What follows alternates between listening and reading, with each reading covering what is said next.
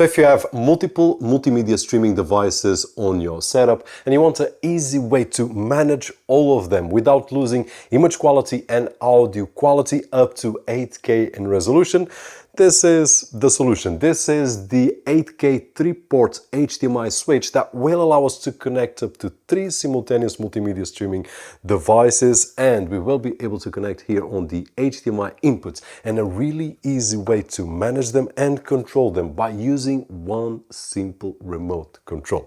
My name is Roberto George. Welcome back to the OREI YouTube channel, and let's take a closer look at this 8K HDMI switch. Now, inside the package we will find the BK301, which is an 8K 3-port HDMI switch, one power adapter, a remote control, and a quick user guide. Now, the switch has 4 LEDs right over here at the front, along with a switch button, and at the back has these 3 HDMI inputs and 1 HDMI output and a power input. So to connect, it's really simple. We have the 3 HDMI inputs here, which we will connect, for example, an Xbox, a PlayStation, and our Android TV box. We just need to grab the HDMI cable that comes from our device, and instead going directly to the TV, we will connect it here to the HDMI switch. So one Xbox, one PlayStation, and one computer or any other multimedia streaming device. And then on the output that we can see here, we just need to connect to our TV or to our monitor.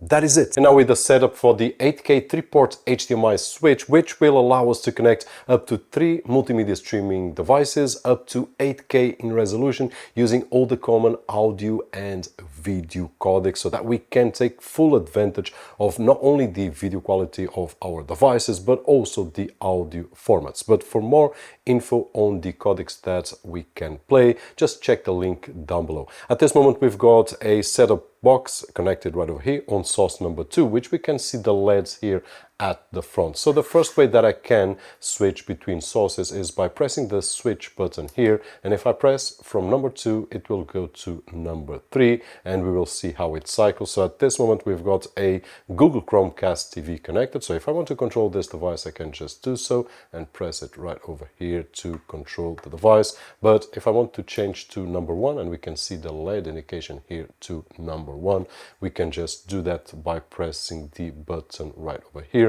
And at this moment on number 1 I've got a Windows computer connected, so if I want to have a Windows mini computer on my living room as a multimedia streaming device or as a multimedia streaming server, for example, where we can have a Plex server and a Plex player and a lot more stuff, so I can just control it on my couch. And talking about couch, probably I don't want to be pressing the button physically, and there we go, we have a remote here to solve that issue where I don't want to get up to switch the button. So in this particular case, if I finish up what I'm doing on my Windows computer or on my Xbox or PlayStation or any other multimedia streaming device, and if I want to change to another, I can just go to number 2, for example, which is basically going in a cycle mode, the same that we will do with the switch button. And let's switch to number 3.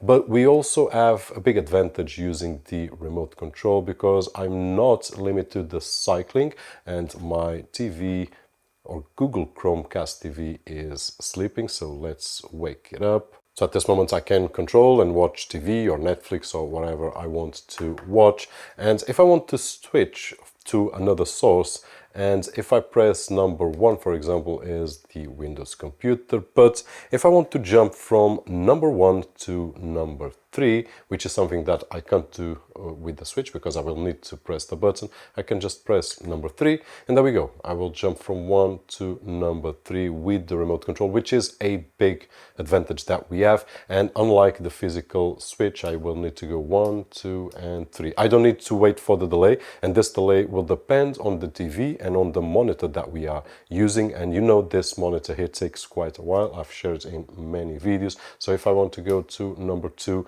I will press right over there, or I can just press on the remote control and go to number 2, where I can control this particular device here. Now we still have more buttons here. One button is this one here, which is the cycling mode, which will do exactly the same as the switch button that we have there. So if I press the cycling mode, there we go, it will go to number 3. And if I press once again number 1, number 2, number 3, and I'm not giving time for him to wake up the device right over there because I'm just pressing the button, but you can see that it will do exactly as the physical button.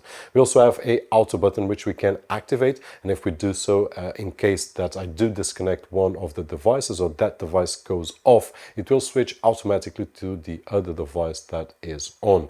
And then lastly, we also have this power button right over here. Let's put in our source number 1 so that we can check that we have the number 1 activated.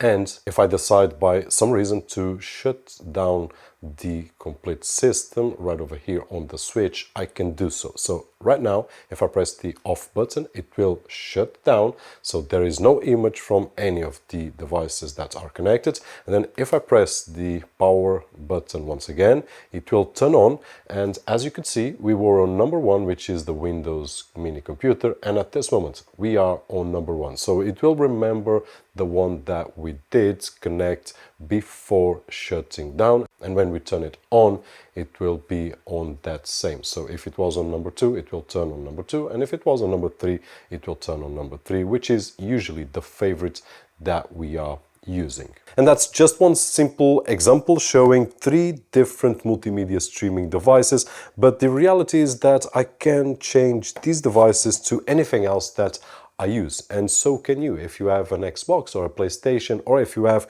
a computer, a laptop. And as we could see, we can even use in extended mode. If we have a laptop, we want to use it to work and at the same time put something on the screen, we will be able to do with the 8K 3-port HDMI switch. That being said, hope that you enjoyed the video, and if you did so, don't forget the usual thumbs up right over there, which is really appreciated on this side of the screen. If you still haven't subscribed to the channel, please consider doing it so that we can keep on delivering tips and news such as this. My name is George, and as always, I'll see you on the next one.